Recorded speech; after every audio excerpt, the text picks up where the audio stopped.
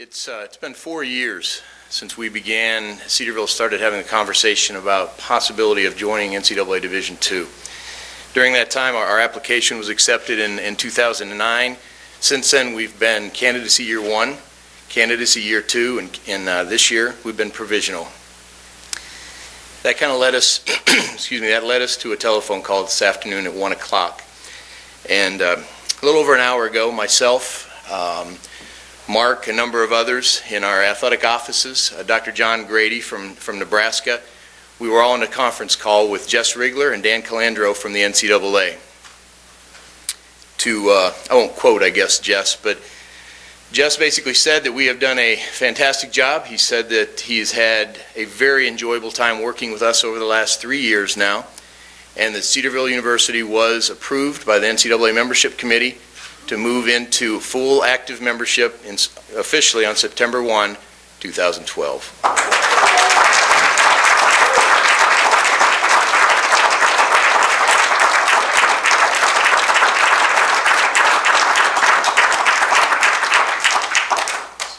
I want to say it's been a very busy 4 years and then 3 as a part of the process, but we honestly feel that God has given us some tremendous direction and has blessed the efforts of many. I've had a number of people today say thank you, say good job and so forth, but this has been a combined effort of this whole university. The first person that I want to commend and thank is Dr. Bill Brown. And as Mark has mentioned, he is out of the country right now. We've communicated with him this morning. He is aware that we are in, but I want to read a quote from him and some of his feelings just about today.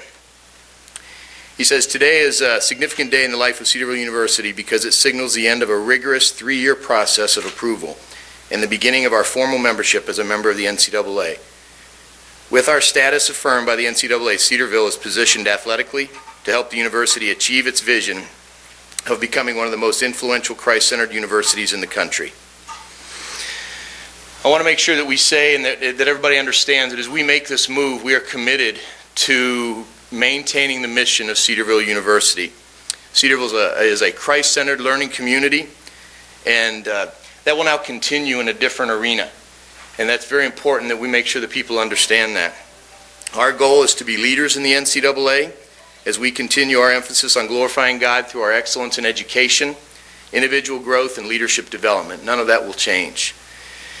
Presently, we have, I believe I counted this morning, 33 people full-time in the athletic department, 4 that are GA status.